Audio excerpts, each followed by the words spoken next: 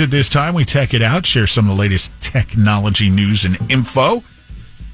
Brought to you by our happy hour tomorrow afternoon at Johnny's Other Side, Fern Creek in Michigan, in Orlando, 5:30 to 7:30. You might get birthday VIP tickets in your hands. Yeah, you heard that right. And we have several pair of birthday VIP tickets to give away. It's the Golden Ticket Stop with Neutral. So there'll be Neutral specials. Johnny's Other Side, starting at 5:30 tomorrow. Come on down. Today, if as scheduled, launch happens at 1:40 over at Cape, will be the final launch of the Delta IV Heavy rockets before it's retired. It'll be the 16th and final time. Rocket that's been in use since the early 60s, but is now being upgraded and replaced by the new Vulcan Centaur rocket. That just sounds tough, doesn't it? They all sound tough because they are. You got to be tough to be fired up into outer space, dude. That many years, too. So 140 this afternoon. You can catch a glimpse of that. A lot of folks hoping to catch a glimpse of the upcoming solar eclipse. And, it's quite a big deal as there will be a path of totality. Not around here, I think. In Florida, with around 60% coverage on April 8th, Taco, but you can still, get a good glimpse of that. You need to have your proper eclipse glasses on, though. Oh, did I save those? Remember we each had a pair from before? There's warnings out there that you're seeing a lot of knockoff eclipse glasses that may not give you the protection that you really need. Oh, that would suck. So it's like looking at welding. Right, yes. The American Astronomical Society is warning people about fake viewing glasses ahead of the eclipse. To make sure yours are real, they advise to wear them inside and make sure you can't see anything except very bright lights. Otherwise, using them to look at the sun could be dangerous. I don't even know if the ones that we had would still be good anyway. They'd probably fade over the years. I don't know if they were good in the first place. I don't either. I know we bought them on the cheap. Yeah, we probably got knockoffs. No doubt.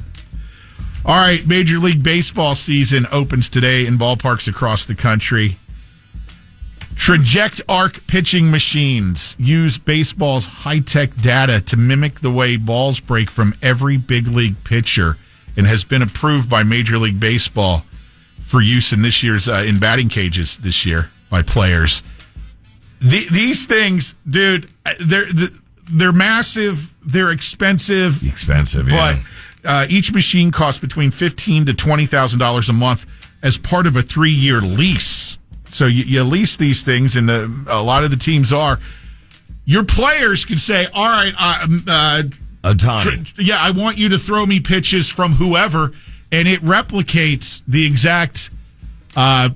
Trajectory, velocity, all that of whoever you're set to face. With your $20,000, I don't know if it goes this deep into it, but with the whatever you're paying a month, do they also send somebody out to tweak it and tune it up as new people get brought in? Software update. Okay, it's just software updates. I figured because you got to think, draft day, we need to do this one out of Tennessee. Pretty cool, right? Yeah. I mean, you got to think batting averages will go up as a result of this. Somebody said just use a welding mask. You can. It's kind of heavy, probably. Yeah. Hot, too. Yeah. Anyway. So that'll be something interesting that big leaguers will be taking advantage of. Engineers have found a new way to convert carbon dioxide into useful products.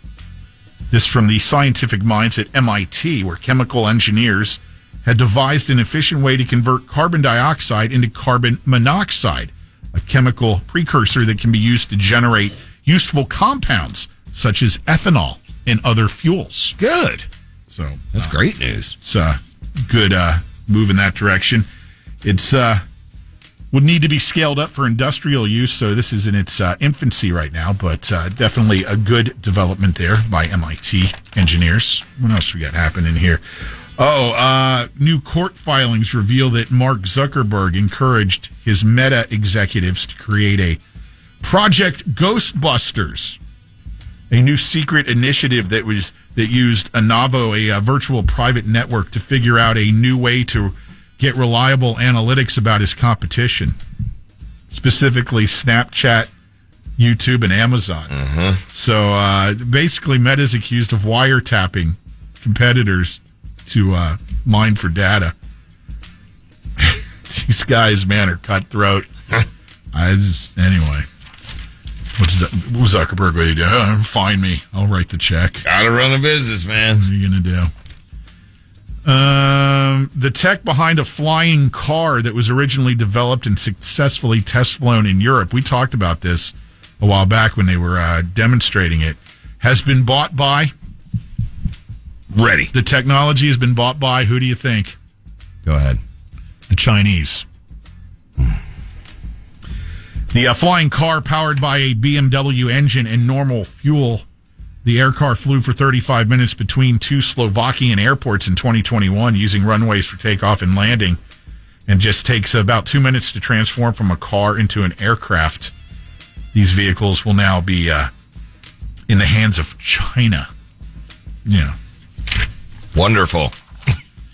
On the subject of transportation and cars, Honda, the big winner in the Kelley Blue Book Consumer Choice Awards, out of 15 total categories covering trust, value, and in-vehicle experiences determined by in-market car shoppers. You've heard about it for decades. That, get you a Honda, it'll last forever. Honda takes the prize in Best Overall Brand, Most Trusted Brand, Best Value Brand, Best In-Vehicle Experience Brand, Best Performance Brand, Best Overall EV and Hybrid Brand. I would like to add, I do not own a Honda vehicle, but I own a Honda lawnmower, and it's a hell of a lawnmower. It'll cut a mean line in the grass, huh? You know who drives a Honda? What? Max Verstappen. Oh, really?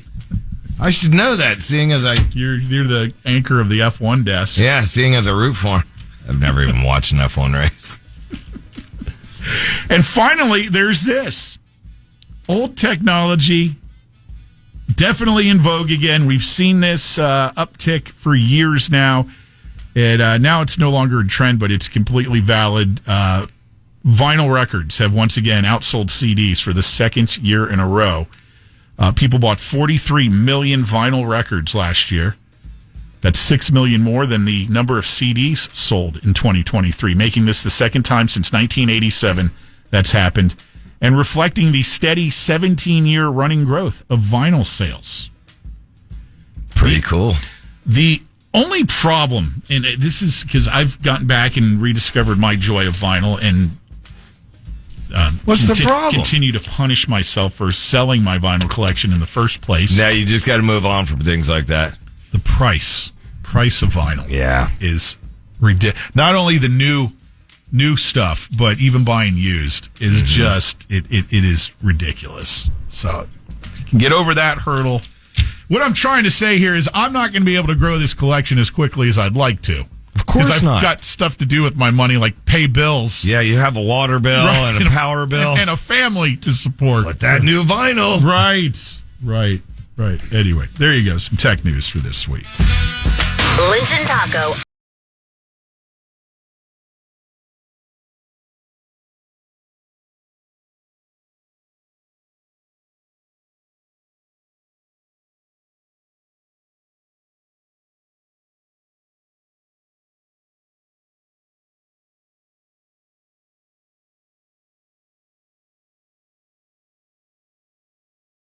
On demand, download the iHeartRadio app. From the Bogan Munz and Munz